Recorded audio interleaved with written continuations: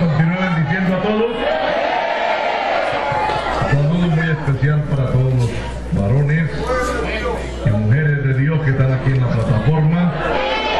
Cada uno de los pastores, siervos del Señor, siervas del Señor, presbíteros y cada uno de los hermanos y hermanas que han hecho este tiempo para poder llegar hasta aquí únicamente con el propósito de adorar y de exaltar al Señor. Que el Señor recompense a cada uno conforme a su misericordia y conforme a nuestra necesidad espiritual. Nos gozamos en poder estar de nuevo aquí en este lugar y, como les dijera la noche anterior, pues damos gracias a Dios por lo que Él sigue obrando y llevando adelante esta obra del Señor por diferentes lugares del mundo. Al Señor le damos toda la gloria y toda la honra. También un saludo especial de mi amada esposa, nuestros hijos, la familia y la iglesia, que por la gracia del Señor pastoreamos allá en la ciudad de Medellín, Colombia, donde el Señor nos permite laborar y servirle también como pastores. Gloria al Señor. Aunque es muy poco el tiempo que yo puedo estar allí, pero pues en esta parte también me colabora mucho mi esposa y tenemos también a un hermano que es de Guatemala, que está dedicado todo el tiempo a ayudar en este trabajo de asistir allí a la iglesia del Señor. Queremos decirle que el Señor nos sigue llevando adelante, usando allí en aquel lugar y permitiendo que la obra del Señor siga fortalecida y siga también la salvación de muchas almas. Amén. Quiero invitarles a que abramos la Biblia en esta hora. Lo vamos a hacer allá en el capítulo 47 del libro del profeta Ezequiel. Gloria a Dios. Tú vives. Gloria al Señor.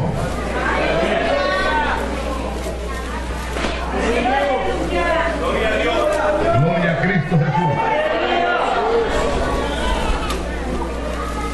Aleluya. Gloria a Dios. Vamos hoy a mirar en qué nivel está nuestro crecimiento espiritual. Dice la palabra: me hizo volver luego a la entrada de la casa, y aquí las aguas que salían de debajo del umbral de la casa hacia el oriente, porque la fachada de la casa estaba al oriente, y las aguas descendían de debajo hacia el lado derecho de la casa, al sur del altar. Y me sacó por el camino de la puerta del norte y me hizo dar la vuelta por el camino exterior, fuera de la puerta al camino de la que mira al oriente, y vi que las aguas salían del lado derecho.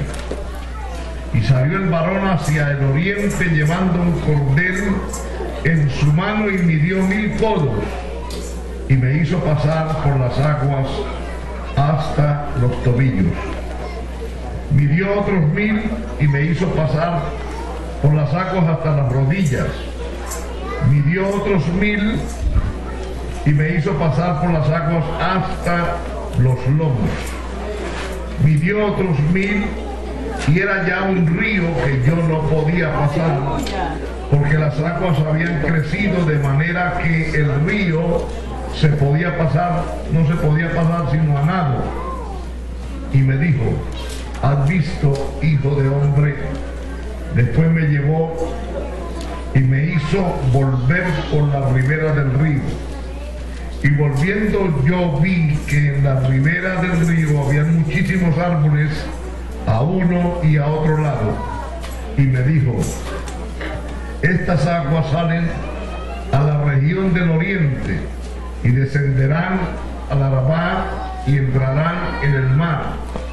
Y entradas en el mar recibirán sanidad las aguas. Y toda alma viviente que nadare por donde quiera que entraran estos dos ríos, vivirá.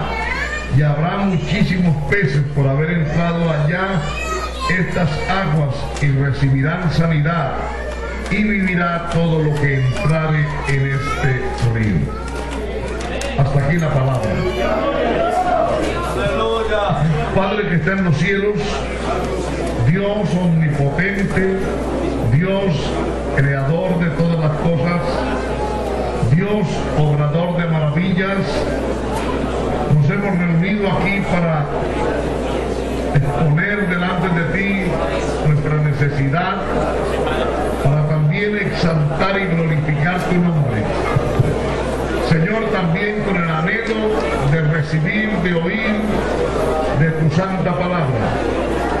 Permite, oh Dios, que tu palabra no vuelva a ti vacía, que tu palabra pueda encontrar lugar en nuestro corazón y que tu palabra produzca resultados profundos que glorifiquen, que exalten tu santo y poderoso nombre.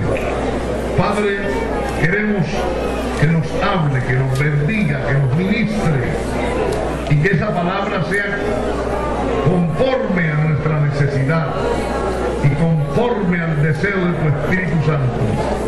En el nombre poderoso de Jesús te damos gracias, Señor. Amén. Por favor, tomen su lugar, amados hermanos.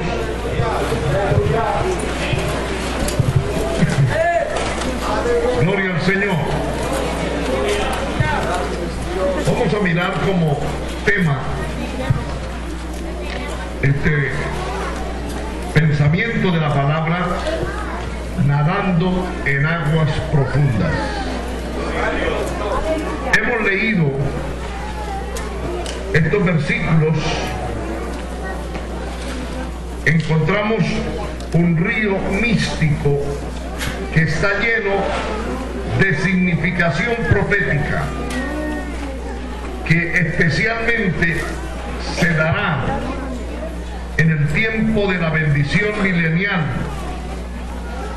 Manarán aguas de Dios, aguas de vida, desde el santuario en la santa ciudad hacia todos los lugares de la tierra, según la misma palabra lo encontramos ahí en Zacarías, el capítulo 14. Santo, aleluya. Zacarías capítulo 14, verso 8, dice la palabra del Señor: acontecerá también en aquel día que saldrán de Jerusalén aguas vivas, la mitad de ellas hacia el mar oriental y la otra mitad hacia el mar occidental, en verano y en invierno.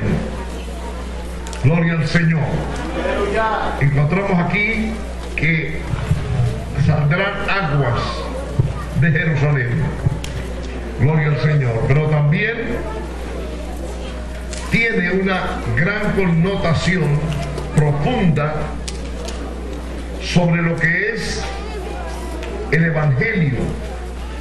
Usted ve que Cristo vino, murió exactamente en Jerusalén, en la ciudad de Dios, y desde allí manó la salvación, la vida para toda esta tierra. Y uno puede ver, gloria al Señor, que este río, por eso es considerado como la plenitud de la bendición que trae el Evangelio, de las buenas nuevas de sanidad buena nueva de salvación, de redención, de libertad para todo el que cree en Jesucristo, le recibe como su Salvador personal. Ese tiene vida y vida en abundancia.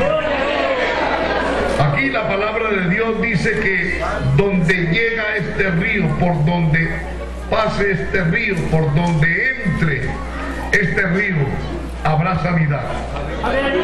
Y también todo el ser viviente que nadare en ese río recibirá vida. Y luego también dice, y todo lo que entrare en ese río vivirá. Lo único que uno puede también ver es que estas aguas no salían de cualquier lugar, salían del templo, especialmente del altar. Y eso nos habla de que Cristo vino del Padre y no podía venir de otro sitio que no fuera del Padre. Y vino a darnos vida. Vino para darle libertad al pecador. Gloria al Señor. Así que el propósito de este río es dar vida y vida eterna, vida abundante. Es dar sanidad de Dios a la tierra, al pueblo. Gloria al Señor. Que todo el que se mueva por ahí vivirá. Y eso es lo único que puede hacer es el Evangelio. Nosotros estábamos, dice el apóstol Pablo, muertos en delitos y en pecados.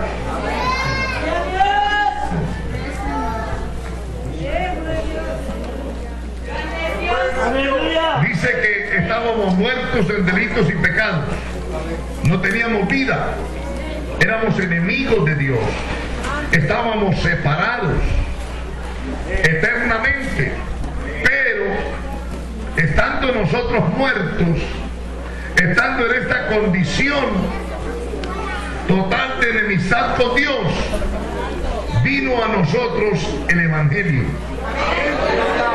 Vino la palabra de vida, entró a nuestro corazón. La palabra de Dios dice que la fe viene por el oír, y el oír del Evangelio, de la palabra.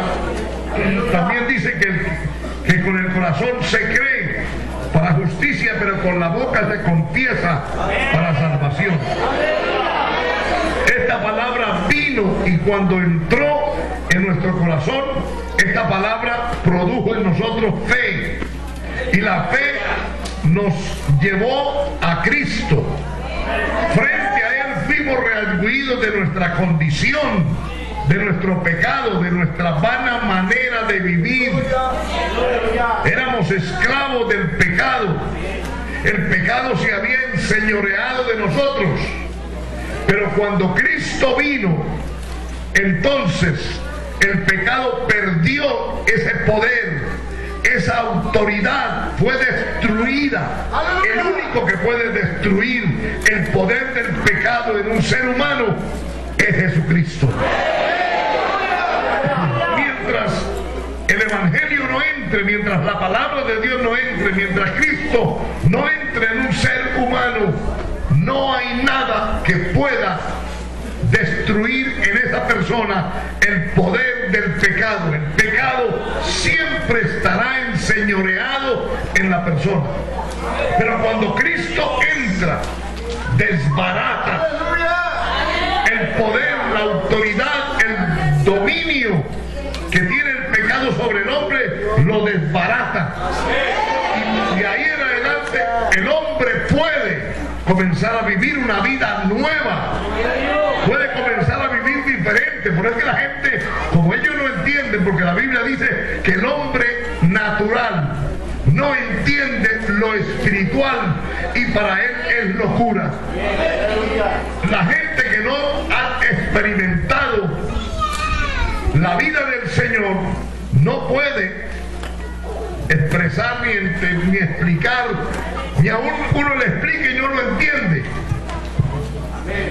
Ellos dicen, pero ¿cómo es posible que este hombre que yo conocí, esta mujer que yo conocí, viviera viviendo esta vida, pero luego viene al Evangelio y es otro, totalmente cambiado, transformado.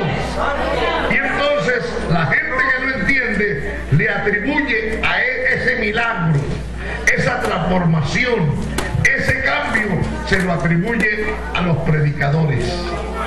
Y creen que son los pastores, los predicadores o la iglesia que le cambió a esa persona. Pero no somos nosotros. Es que el poder del pecado que nos tenía esclavizados y subyugados, el Señor vino, lo desbarató en nuestra vida y entonces nosotros comenzamos a vivir una vida diferente. Ya no, el pecado no se puede enseñar de nosotros, nosotros podemos subyugar el pecado y de ahí en adelante es que comenzamos a ser distintos, a dejar todo atrás, a dejar toda aquella vida de pecado, de maldad, de idolatría, de hechicería, de prostitución, lo que fuera, eso queda atrás. Y la gente dice, pero ¿cómo es posible? No entiendo. Es que es la obra de Dios. Este cambio no lo logra, se logra con terapias, tampoco se logra con religiones o filosofías o credos humanos. Solo se puede lograr cuando las aguas del Espíritu, cuando las aguas de la palabra entran al ser humano. No importa, dice la Biblia, el que cree en mí aunque esté muerto vivirá. Y nosotros estábamos muertos y al creer en él recibimos vida, resucitamos a una nueva vida en el Señor. Gloria a Dios. Aleluya. Así como el Espíritu Santo procede también del Padre, el Evangelio procede de Cristo y no podía salir de otro lugar estas aguas que no fueran, gloria al Señor, solo de este lugar puede salir aguas dadoras de vida. Solo el Evangelio, solo la predicación del Evangelio puede llevar sanidad y vida. Solo el Evangelio puede traer libertad. Solo el Evangelio puede salvar. Solo el Evangelio puede hacer una nueva criatura. Solo eso lo puede lograr el Señor mediante el Evangelio. El Señor dijo, yo soy el camino, la verdad y la vida, y nadie va al Padre si no es por mí. Solo Él, no hay otro. Solo Él. Es como cuando hay un lugar oscuro y se enciende la luz. Inmediatamente las tinieblas desaparecen, huyen a la velocidad de la luz. Aleluya. Hay un cuadro que todos conocemos, cuando Cristo entró a la ciudad de Naín. Dice que venían saliendo de la ciudad con un féretro, el cual traía allí dentro el hijo único de una viuda. Y todo el mundo lloraba y hacían gran lamentación. Pero cuando entró Cristo también venían dos cortejos. Uno era el cortejo de la muerte y otro el cortejo de la vida. Y aunque el cortejo de la muerte era una gran multitud, no pudo resistir el cortejo de la vida. El muchacho se le ordenó que volviese y volvió a esta vida, porque lo que estaba entrando era la vida. Y cuando entra la vida a una ciudad, a un hogar, a una familia, a una persona, la muerte tiene que dejar su víctima. La muerte tiene que ahuyentarse. La muerte no tiene más poder. Amén, amado hermano. Y entonces tiene no puede quedarse, no puede resistir, gloria al Señor, el impacto del poder de Dios allí. Aquí vemos la palabra del Señor y vemos también una creciente experiencia de la profundidad y del poder del río. Aleluya. Cuando dice Ezequiel que lo sacó por el camino, por la puerta del norte, me hizo dar la vuelta por el camino exterior, fuera de la puerta del camino de la que mira al oriente, y vi que las aguas salían del lado derecho. Usted puede ver que cuando Dios tomó y llamó a Ezequiel, Ezequiel tuvo que, para poder tener esta experiencia sobrenatural, transformadora, tuvo que obedecer. Cuando nosotros entramos al Evangelio, el Evangelio nos enseña a obedecer. Antes obedecíamos al mal, desobedecíamos al bien, obedecíamos al diablo, los demonios, y adorábamos lo que no era Dios, y le rendíamos culto a lo que no era Dios. Pero cuando creímos en el Señor, ya no adoramos más los demonios, ya no adoramos cualquier cosa, hoy adoramos al Señor. Amén. Ya no obedecemos al pecado, ya no obedecemos al diablo, ya no obedecemos simplemente a los hombres, hoy obedecemos a Dios. Sin obediencia no hay crecimiento, sin obediencia no hay progreso, sin obediencia no hay avance, no hay desarrollo espiritual, sin obediencia no hay visión, sin obediencia no hay vida. Para Ezequiel tener esta experiencia, él tuvo que obedecer, y uno ve que lo llevó para allá, luego para acá, en fin, hasta donde el Señor quiso llevarlo, para poderle revelar y mostrar y ampliar este cuadro tan importante. Tuvo que obedecer. Amados hermanos, si nosotros queremos la bendición de Dios, la aprobación de Dios, la comunión de Dios, la asistencia de Dios, el crecimiento de Dios, el desarrollo de Dios, y que Dios nos lleve de menor a mayor, nosotros tenemos que someternos, nosotros tenemos que obedecer, nosotros tenemos que darle nuestro corazón y nuestra voluntad a Dios. De lo contrario no es posible. Amado hermano, entienda eso, que sin obediencia no habrá la bendición de Dios, no hay la aprobación de Dios. Dios no puede aprobar la desobediencia, ni puede pasar por alto la desobediencia. Amén, amado hermano. Tenemos que aprender, y por eso a veces tenemos que pasar por situaciones muy difíciles, porque Hebreos capítulo 5 nos dice que Cristo, en los días de su carne, a través de gran clamor reverente y por lo que padeció, dice, aprendió la obediencia. Nosotros tenemos que aprender a obedecer. Amén. Usted ve que cuando un niño nace no sabe obedecer. Hay que enseñarle, el padre, la madre, tiene que enseñarle a obedecer. Y nosotros tenemos que aprender a obedecer.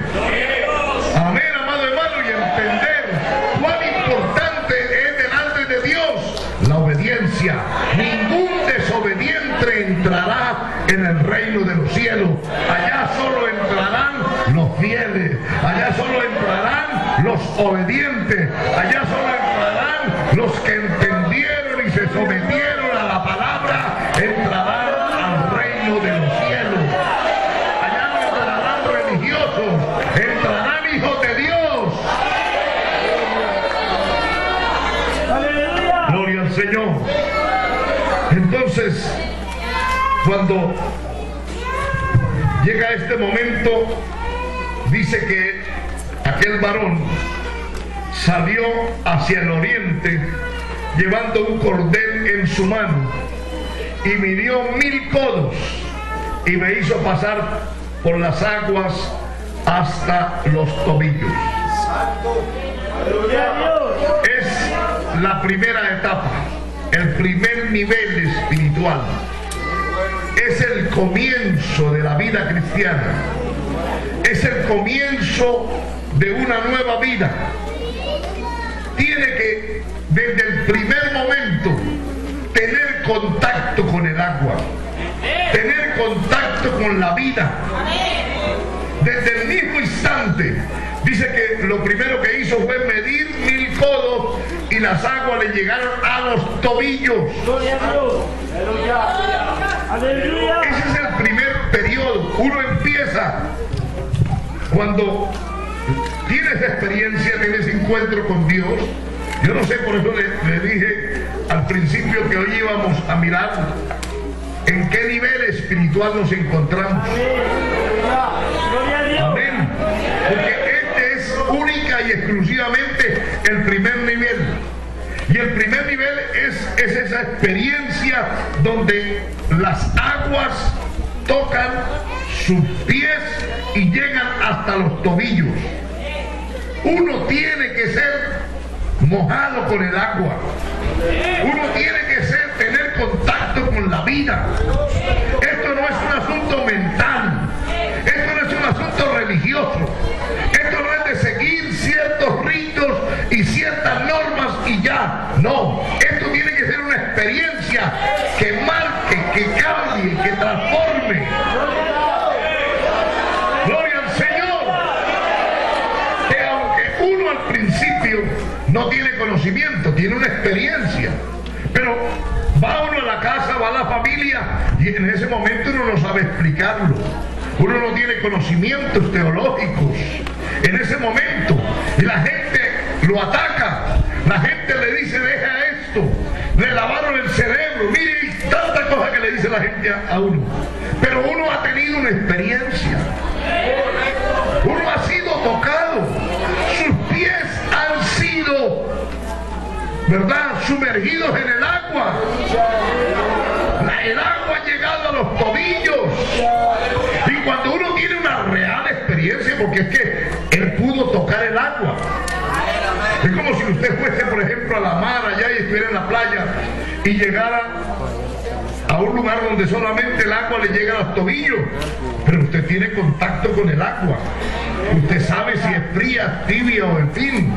Usted ya comienza a tener contacto y si alguien viene a hablarle que el mar no existe, que el agua no existe, usted dice: no, pero ¿cómo no? Si yo ya la toqué, yo ya la experimenté, yo ya metí los pies allá, ya el agua me llegó a los tobillos. ¿Cómo me va a negar esto? Y tal vez tendríamos que responderle lo que le respondió aquel ciego de nacimiento, que venían a atacarlo y querían extraer de él algo que comprometiera a Cristo en una manera negativa, y le decían: el hombre que te sanó es pecador. ¿Usted por qué sigue? Dice: bueno, yo no sé si él es pecador, eso no lo sé. Antes ustedes deben explicármelo a mí. Ustedes lo veían, ustedes lo oían antes. Yo lo único que sé es que yo era ciego y ahora veo. Amén. Yo lo único que sé es que era ciego, no veía y ahora veo. Tal vez esa fue la respuesta suya y mía al principio cuando nos quisieron atacar y la gente quería que no siguiéramos en la vida cristiana. Le dijimos: yo no sé qué pasó, pero Cristo vino a mi corazón. Él perdonó mis pecados. Sentí el perdón, sentí la paz, sentí la libertad. Yo siento que soy una nueva criatura. Yo siento que el Evangelio es poder y poder de Dios. Yo siento, aleluya, que yo no puedo retroceder. Pero mire que la religión, no, es que la religión a mí no me dio lo que me dio Cristo.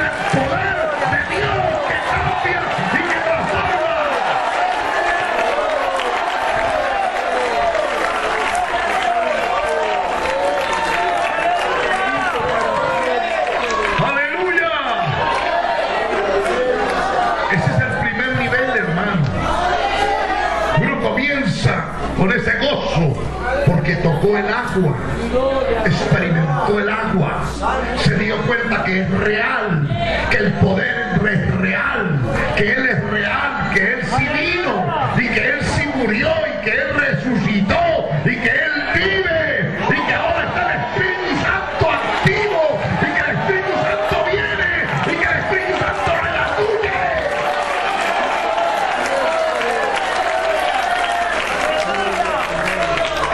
Aleluya. Pero el propósito de Dios, amados hermanos, no es que la iglesia o que el creyente individualmente se quede con el agua a los tobillos, que se quede en el ABC del Evangelio, que se quede en el primer paso. No, aleluya. Hay que dar otro paso, hay que subir a otro nivel, porque aquí mientras el primer nivel la persona no está ahí en el Evangelio por conocimiento, ni por oración, ni por búsqueda de ninguna naturaleza, está por una experiencia. Pero que esa experiencia hay que llevarla al conocimiento también.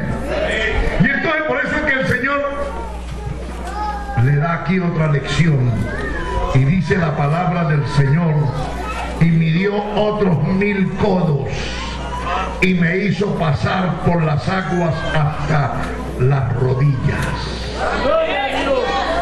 Y ya, por ejemplo, cuando uno está caminando, por ejemplo, en la playa, con el agua a los tobillos, uno puede caminar fácil.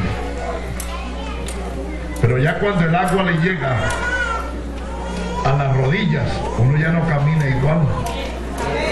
Con la misma libertad puede caminar, pero no puede caminar con la misma libertad, porque a medida que uno va adquiriendo conocimiento, la Biblia dice: no os conforméis a este siglo, sino renovaos por el Espíritu de vuestro entendimiento, para que comprobéis cuál es la voluntad de Dios, agradable y perfecta. Entonces, a medida que usted y yo vamos adquiriendo conocimiento basado en la Escritura, basado en la palabra de Dios, no conocimiento filosófico, no conocimiento científico, sino conocimiento espiritual. A medida que vamos creciendo en el conocimiento, nos vamos dando cuenta ahora por la palabra y por el conocimiento cómo es que Dios quiere que andemos, cómo es que Dios quiere que vivamos, cómo es que Dios quiere que le sirvamos, cómo es que Dios quiere que lo agrademos. Y ya cuando tenemos ese conocimiento, es como tener las aguas a las rodillas.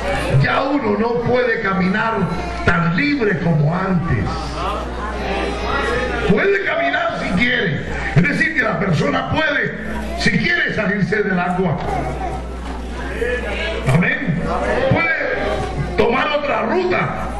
La persona no puede todavía, no puede hacerlo, porque todavía tiene dominio, todavía tiene los pies sobre la arena, sobre la tierra firme, y el agua sí le impide un poco, pero todavía tiene libertad. Por eso es que mucha gente, cuando llega aún en esa etapa, en la primera y en la segunda, se devuelven, se pierden, porque todavía tienen experiencia, tienen conocimiento, pero todavía no tienen un compromiso real con Dios.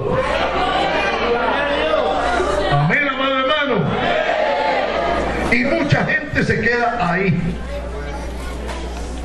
La mayoría de los creyentes se quedan ahí con el agua a las rodillas. Usted los ve orando, usted los ve ayunando, usted los ve estudiando la palabra, usted los ve caminando hacia el templo, yendo y viniendo, pero están ahí, están todavía gobernados por ellos mismos. Ellos se mueven anímicamente. Explico ese término. Anímico es que son dominados por su alma. El alma es el asiento de nuestros sentimientos o de nuestras emociones.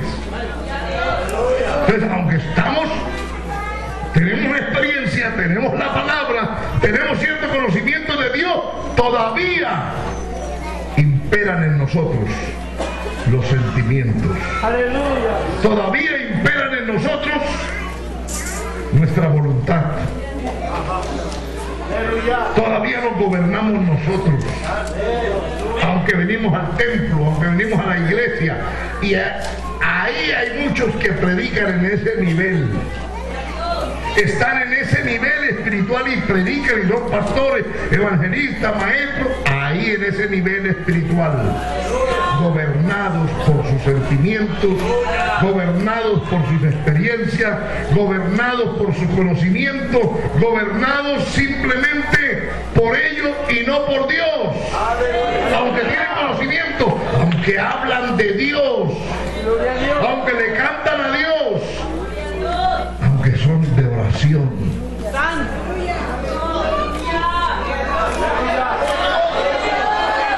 Dirá usted, pero ¿cómo es posible eso? Sí es posible eso. Por eso el propósito de Dios no es el deseo que se quede ahí. Usted ve que llegó al cuarto nivel y ya no midió más aguas. O sea, ya había Ezequiel logrado o llegado hasta donde tenía que llegar el hombre. Si hubiera necesitado otro, le hubiera medido otros 1000. Pero nos está mostrando la palabra que Dios no quiere que usted se quede con el agua primero a los tobillos.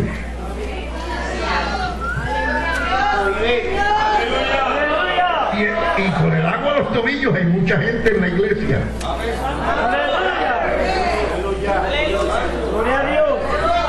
Pero también con el agua a las rodillas está la mayoría. Qué triste. Pero está con el agua a las rodillas. Me refiero en la parte espiritual. El agua es el espíritu, la vida espiritual, la plenitud del evangelio. Están hasta las rodillas. Pero el Señor midió otros 1000 codos. Amén. Y esas aguas que ahora estaban en las rodillas, al medir otros 1000 codos, me hizo pasar por las aguas hasta los lomos. Es esta parte del ser humano. Amén. Y usted encuentra muchas partes de la Biblia donde el Señor ordenó ceñirse al hombre. El ciño habla del gobierno de Dios. Dios quiere tomar el control de la vida del hombre. Amén. Porque los lomos significan la fuerza. Usted ve que cuando una parte de la palabra dice que todavía Isaac estaba en los lomos de Abraham.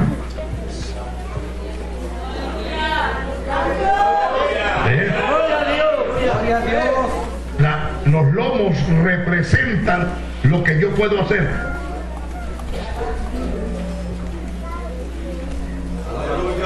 Amén. Lo que yo puedo decidir. Amén. Representan mi voluntad. Exactamente.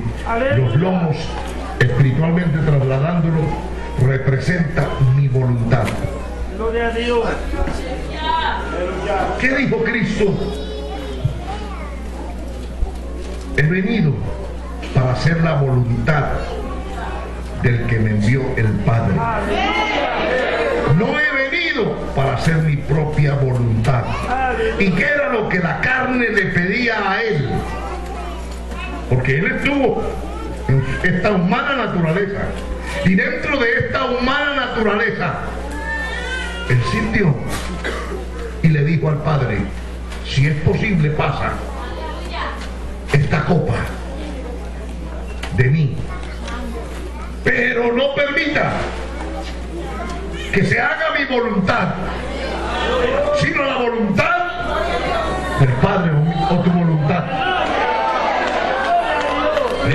Él está allí de rodillas, está peleando una batalla contra su propia voluntad, contra su propio yo.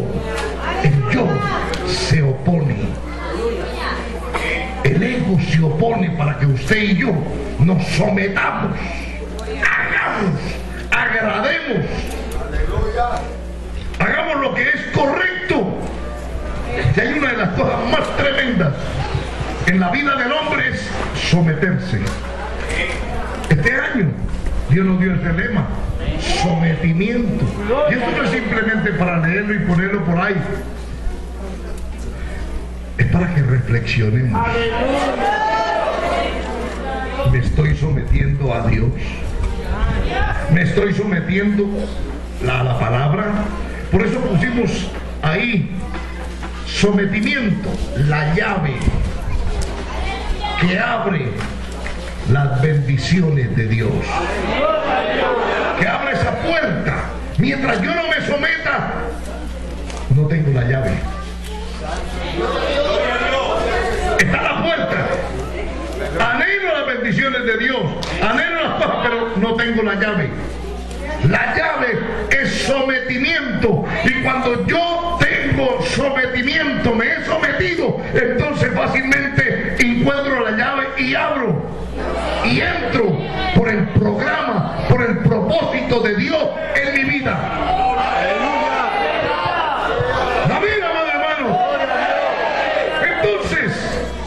Él no quería que se quedara con el agua a las rodillas. Dios no está interesado en que usted y yo nos quedemos con el agua a las rodillas, donde las decisiones las tomemos nosotros, donde nosotros vayamos a donde querramos, hagamos lo que quiera cada quien. No se puede. Y yo le voy a mostrar en la vida de Pedro que él tuvo que llegar a esa etapa y rendirse y ceñirse los lomos. Capítulo 21 del Evangelio de Juan. Gloria a Dios. Santo Dios. Aleluya.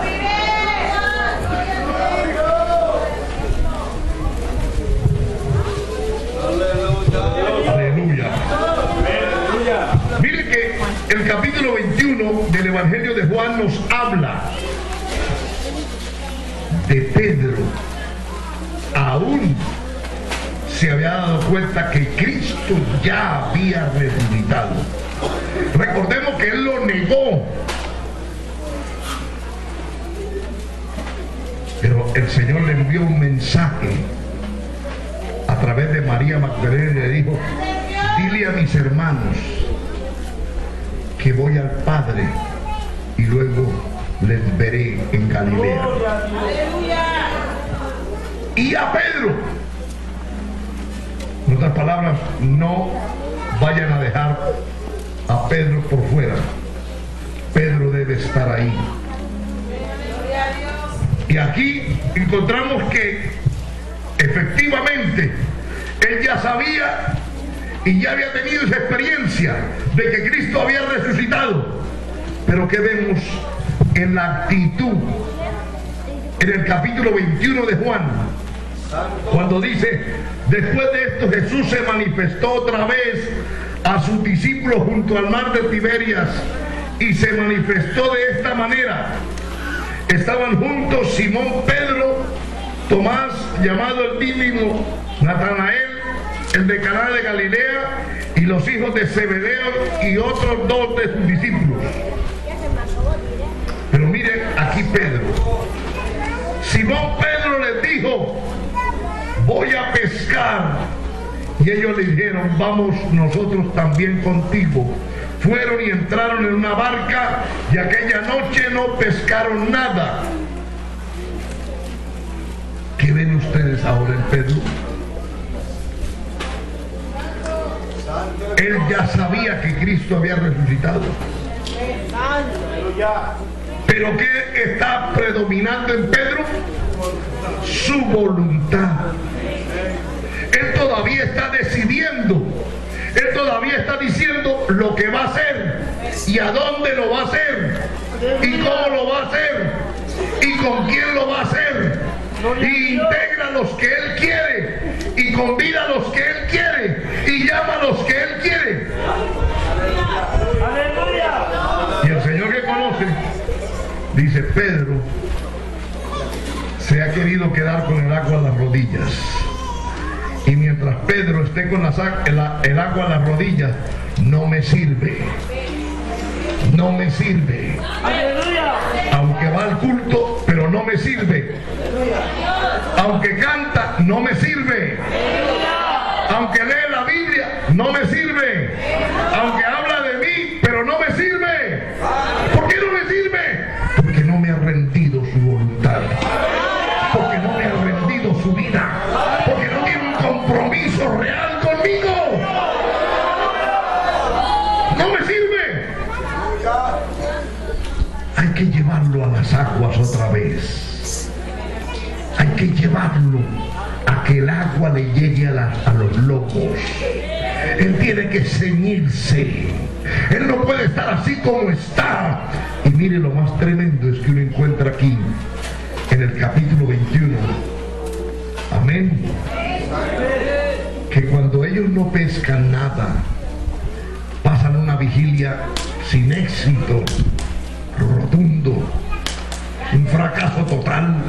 Porque cuando uno quiere hacer las cosas a su manera, se encuentra con el fracaso, con la desaprobación de Dios, con el desagrado de Dios.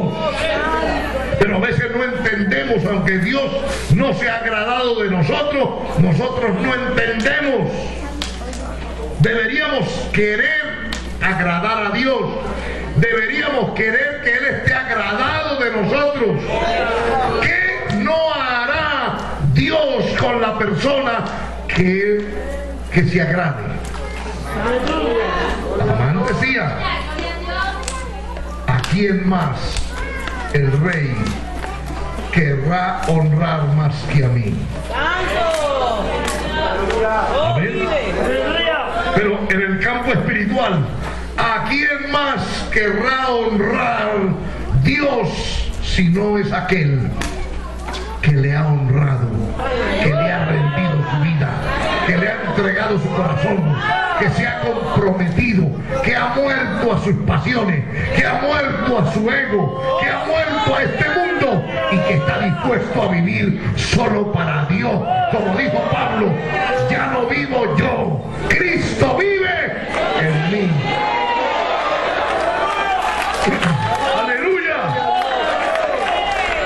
El Señor viene cuando ya iba amaneciendo. El verso 4: se presentó Jesús en la playa, mas los discípulos no sabían que era Jesús. Y les dijo: hijitos, ¿tenéis algo de comer? Le respondieron como responde todo frustrado, así en seco: no.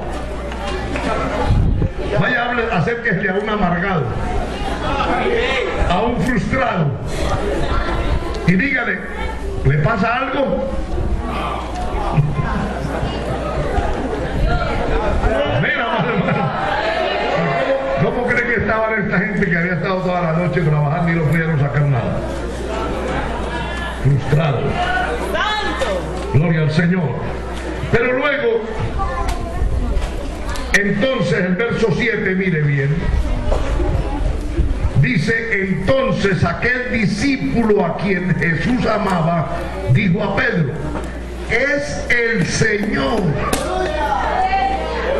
Oye, mire, la cercanía con el Señor trae trae diferencia. Juan era una persona más cercana a Jesús. Se recostaba en su pecho. Aprendió a conocer el palpitar del corazón del Señor. De modo que cuando les habló, él identificó inmediatamente la voz. Los otros no. Para nosotros era cualquiera parecido ahí, un recién llegado. Pero para Juan no. Juan le habló y le dijo: Pedro, es el Señor. Es el Señor. Alabanzas al Señor. ¿Y cómo andaba Pedro? ¿Cómo estaba? Sin ceñirse. Y entonces dice: cuando oyó Pedro que era el Señor, ¿qué hizo? Se ciñó. Y eso era lo que buscaba Cristo, que Pedro se ciñera. Y se ciñera con el cinto de su voluntad, con el cinto de su sometimiento, que